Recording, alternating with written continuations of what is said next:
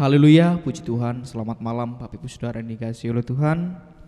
Mari sebelum kita sama-sama belajar kebenaran firman Tuhan di malam hari ini, terlebih dahulu kita berdoa. Bapa yang baik, kami mengucap syukur Tuhan di malam hari ini buat kasih setia Tuhan, penyertaan Tuhan yang sempurna bagi kami. Di malam hari ini kami boleh kembali bersekutu menikmati hadirat Tuhan. Sebentar lagi kami akan mau mendengarkan kebenaran firman Tuhan. Berfirmanlah kepada kami Tuhan, karena kami percaya firman-Mu lah yang memberi kekuatan kepada kami Tuhan, dan firman-Mu lah yang terus boleh memberi pengharapan kepada kami. Terima kasih Tuhan, kami ingin menyiapkan hati kami yang paling baik untuk Engkau taburi dengan kebenaran firman-Mu Tuhan. Kami sambut berkat kebenaran firman-Mu di dalam nama Tuhan Yesus Kristus. Haleluya, amin. Puji nama Tuhan. Bapak Saudara yang dikasihi oleh Tuhan, tidak berlambatan waktu, mari kita sama-sama buka Alkitab kita di dalam kitab Ayub. Ayat yang tidak asing lagi bagi kita, di dalam Ayub pasalnya yang ke-23. Ayub pasal yang 23 ayatnya yang ke-10. Ayub pasal yang ke-23 ayatnya yang ke-10. Saya akan bacakan. Karena ia tahu jalan hidupku, seandainya ia menguji aku akan timbul seperti emas. Saya ulangi. Karena ia tahu jalan hidupku, seandainya ia menguji aku akan timbul seperti emas. Renungan di malam hari ini saya akan beri judul Alat Uji Iman. Alat Uji Iman. Kita mungkin sedikit banyak tahu bagaimana kisah seorang Ayub ini. Kisah seorang Ayub ini. Ayub kalau kita baca dari pasal pertama mengalami sangat banyak penderitaan. Sangat banyak penderitaan. Bahkan firman Tuhan katakan Ayub ini adalah seorang yang saleh, seorang yang takut akan Tuhan. Tetapi Tuhan izinkan penderitaan terjadi atas kehidupan Ayub. Jadi jangan kita menyangka bahwa orang Kristen, orang yang suka beribadah, orang yang taat kepada Tuhan, orang yang rajin melayani Tuhan tidak akan mengalami ujian. Apa ujian penderitaan? Jangan kita berpikir seperti itu. Karena kalau kita berpikir seperti itu, pasti kita akan kecewa sama Tuhan. Kita akan kecewa sama Tuhan.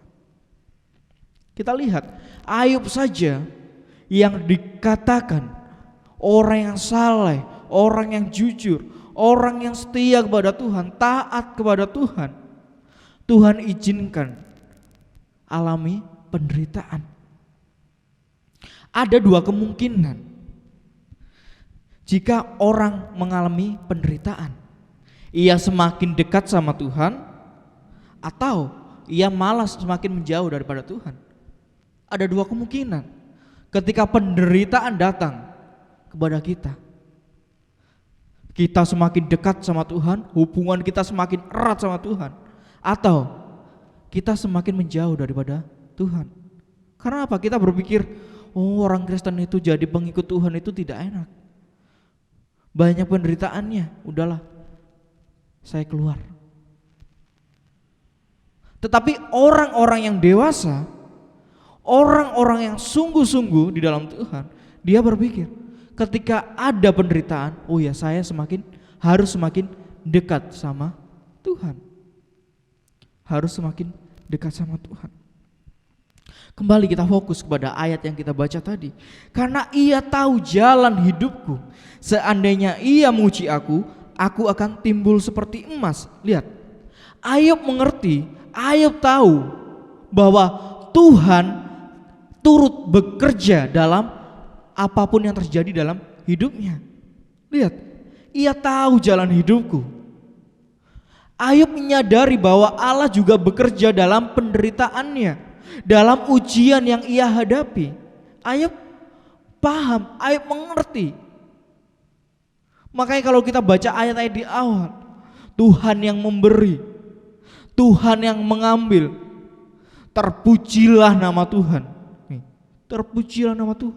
Bukan kata-kata persungutan yang keluar dari mulut Ayub, tetapi kata ucapan syukur yang keluar dari mulut Ayub. Penderitaan bisa sebagai alat uji iman kita. Tuhan bisa pakai penderitaan untuk datang kepada kita, untuk menguji iman kita kepada Tuhan. Apakah kita setia di dalam penderitaan seperti yang Ayub alami? Lihat, anak-anaknya diambil Tuhan, ternaknya diambil Tuhan, bahkan istrinya pergi meninggalkan dia. Sahabat-sahabatnya pun tidak mendukung dia, tidak menjadi sahabat yang sejati dalam kesusahan. Yang pertama, Ayub tahu bahwa Allah turut bekerja dalam penderitaannya. Ini, ia tahu jalan hidupku. Ayat selanjutnya, ayat berikutnya, seandainya ia menguji aku akan timbul seperti emas. Aku akan timbul seperti emas. Kalau di dalam bahasa Indonesia sehari-hari dikatakan seperti ini. Namun dia tahu segala jalanku, juga setiap langkahku. Kalau seperti emas aku diuji, ya perhatikan. Kalau seperti emas aku diuji, akan terbukti bahwa hatiku murni. Artinya apa? Kalau seperti emas Ayub diuji, artinya apa? Emas kalau dimurnikan itu harus dibakar, bahkan dengan suhu yang sangat tinggi untuk memurnikan emas itu. Tidak mudah. Lihat cincin yang Bapak Ibu Saudara pakai itu, gelang, kalung dan sebagainya.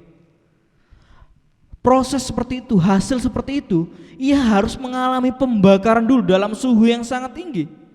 Dia bisa murni seperti itu, bisa bagus seperti itu, bisa berkualitas seperti itu. Harus ada ujiannya dulu, harus ada prosesnya dulu. Makanya dalam dikatakan dalam Indonesia sehari-hari, kalau Tuhan menguji aku seperti emas, artinya apa? Ada penderitaan dulu. Ayub bicara apa? Ayub kata selanjutnya, akan terbukti bahwa hatiku murni. Lihat, akan terbukti bahwa hatiku murni. Nih, jawaban yang sangat melegakan yang dikatakan Ayub. Ini kita harus belajar dari perkataan Ayub ini.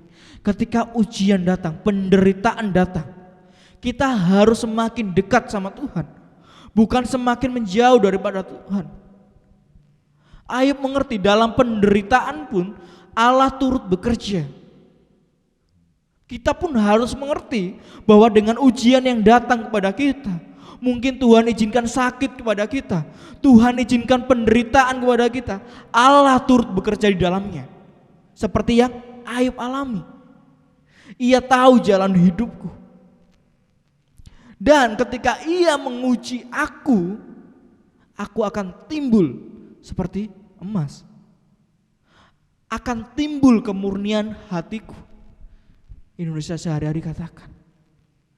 Biarlah ini yang menjadi perenungan kita di malam hari ini. Allah turut bekerja dalam segala apapun, dalam penderitaan kita, dalam ujian yang Tuhan berikan kepada kita. Sadari itu, kita tidak akan pernah kecewa sama Tuhan. Dan ketika ujian datang, ketika penderitaan datang, biarlah itu memurnikan hati kita. Biar iman kita semakin hari semakin dewasa, semakin bertumbuh di dalam Tuhan. Kualitas iman kita semakin hari semakin baik. Itu yang Tuhan mau. Kalau di Korintus dikatakan bahwa pencobaan-pencobaan yang kamu alami tidak melebihi kekuatanmu.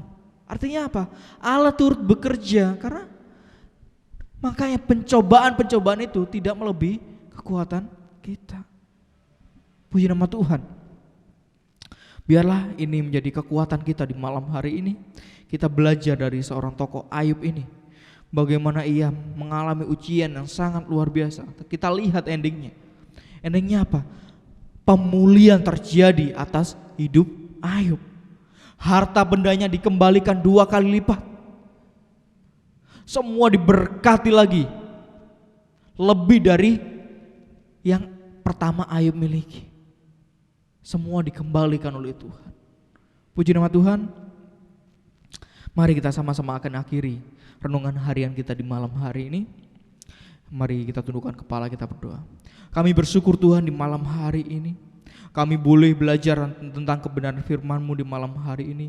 Kami boleh belajar dari tokoh Alkitab yang bernama Ayub. Bagaimana Tuhan menguji Ayub dengan luar biasa. Tetapi Engkau dapati Ayub tetap setia di dalam Engkau Tuhan. Bahkan ia boleh berkata, hatinya murni Tuhan. Terima kasih Tuhan. Biarlah kami yang ada di malam hari ini Tuhan, semakin hari kualitas iman kami semakin hari semakin baik di dalam Engkau Bapa. Biar apapun yang terjadi dalam hidup kami percaya Allah turut bekerja, Allah mengambil bagian apa yang terjadi dalam hidup kami Tuhan. Kami percaya ada tangan yang kuat yang terus boleh menopang kami Tuhan. Terima kasih Tuhan, di malam hari ini kami mau berdoa secara khusus buat bangsa dan negara ini Tuhan. Engkau memberkati bangsa dan negara ini dari pemerintahan yang paling atas, Bapak Presiden yang ada, jajaran para menteri yang ada, sampai pemerintahan yang paling kecil, RT, RW dan sebagainya Tuhan. Engkau memberkati mereka Bapak. Bahkan kami juga berdoa buat gereja ini, gereja GBD Efrata yang ada, jemaat yang ada, kami serahkan semuanya ke dalam tangan-Mu. Berkat usaha, pekerjaan, mata pencarian, Tuhan memberkati mereka Tuhan, jemaat yang ada, bahkan kesehatan dan kekuatan menjadi bagian daripada mereka semuanya Bapak. Yang saat ini mungkin sakit, kami percaya dalam nama Yesus Tuhan sembuhkan mereka Bapak. Terima kasih Tuhan. Kami akan akhiri ibadah kami di malam hari ini, renungan kami di malam hari ini di dalam berkat nama Tuhan Yesus Kristus. Haleluya, amin.